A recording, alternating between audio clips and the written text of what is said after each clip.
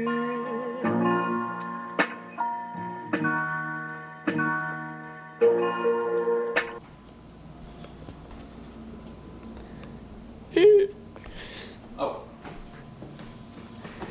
Hey, I didn't see you there.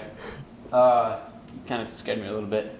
So today we'll be talking about the law of conservation of momentum. I'll write that on the board for you.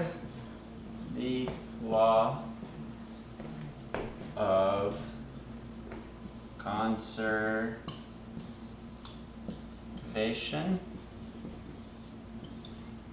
of momentum.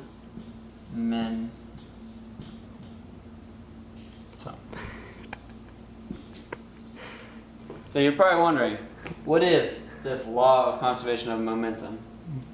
Well, you can thank Isaac Newton for this. He says that for every action, there's a positive, or there's a negative and opposite reaction. So let's just erase this. So let's say there's a ball right here. We'll just put a 1 over that. Rolls down a hill, and well, it's not really a hill. There we go. There's a ball right here. We'll just put a 2 over that. So let's say it goes down and hits the ball at, we'll say, 5 miles an hour. When the ball hits right here, this should just ultimately stop. Transfer all of its energy into this ball, therefore making this ball roll forward like that.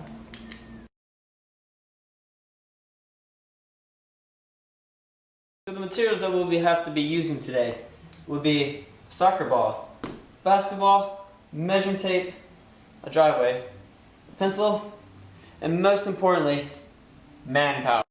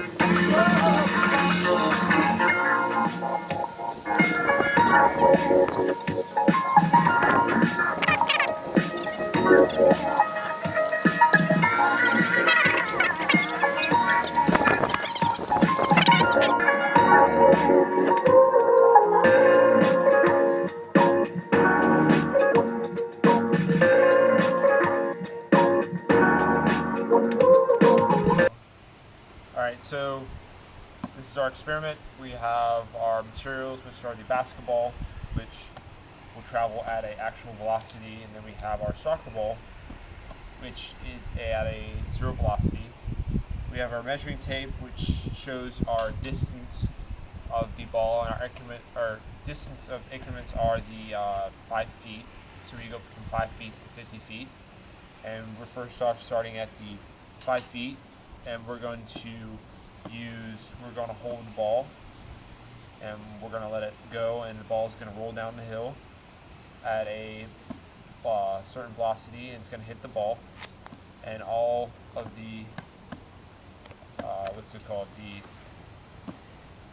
speed or whatever is going to hit the ball, and the ball is going to move at a certain speed, and it's going to roll down the hill. We have our stick right here to keep the ball in line, and we have our pencil at the end, or we use the crack to hold the ball still, just in case, because the wind plays an effect on how the ball moves. And so our first trial will be at 5 feet, and we let it go. It'll hit the ball, and the ball will travel at a certain speed.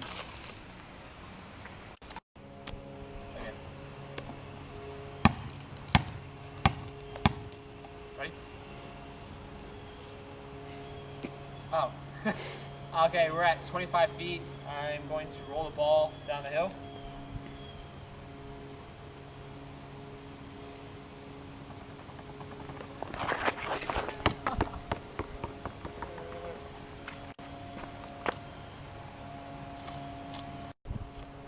Alright, this is Michael Landis.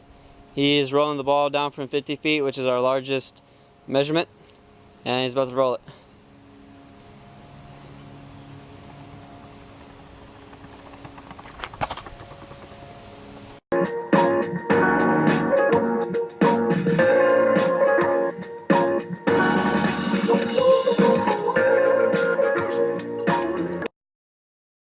Okay, go. Live audience Okay. and everything. Oh, we're rolling. Yes. So, after our experiment, I should be looking at the camera, shouldn't I? Yes. After our experiment, we collected 10 data points and we put it in this chart right there. The time is in seconds and the distance is in feet. At 2.53 seconds, the ball, we are doing balls, right? I wasn't there for the project. Yes. Yeah, okay. Yes. The ball traveled 5 feet.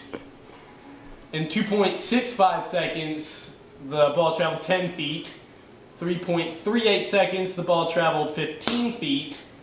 3.71 seconds, the ball traveled 20 feet. 3.81 seconds, the ball accumulated about 25 feet in distance. 3.83 seconds, 30 feet. 4.22, 35 feet. 4.37, 40 feet. 4.97, 45 feet. 5.53 seconds, and 50 feet.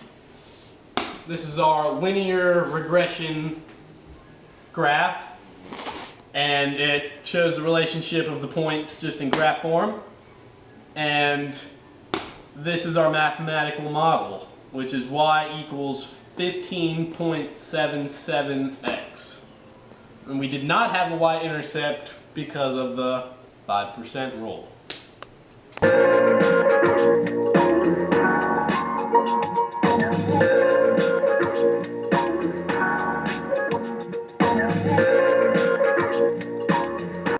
This is the equation for momentum.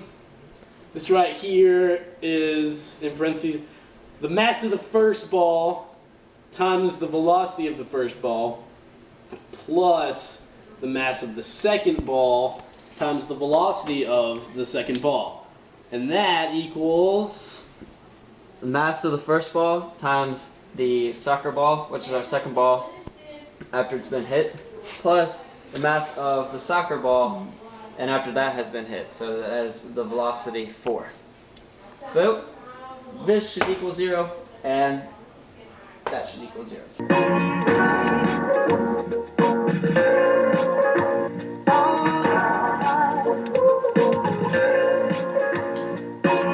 So this equation is the equation of momentum from the first one, just converted into the actual numbers. So this is the mass of the first ball, which is 0.59 kilograms, times the velocity of the first ball, which is negative 1.9 feet per second, plus the mass of the second ball times the velocity of the second ball, and since the velocity was 0, that means that the whole thing is just 0. And so this side over here is the mass of the first ball, which is 0.59 kilograms, times the velocity of the soccer ball after it was hit, which is 1.4 feet per second, and that equals 0 down there. And then so you multiply those, it's negative 1.121, and then this is 0.826. And the reason they aren't equal is because, well, there's two factors. One, the ball wouldn't hit, the basketball that we rolled down the hill wouldn't hit the soccer ball square dead on. And then the driveway after the soccer ball started moving after the collision, it was slanted, so we couldn't get the ball in a straight line. So those are two factors that affected everything. And then there's also a major factor of how the ball traveled.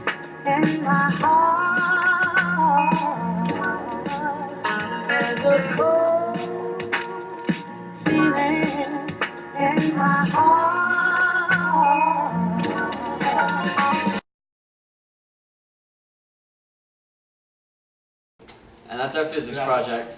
Physics! Physics. Physics the best. Kavanaugh, I love you.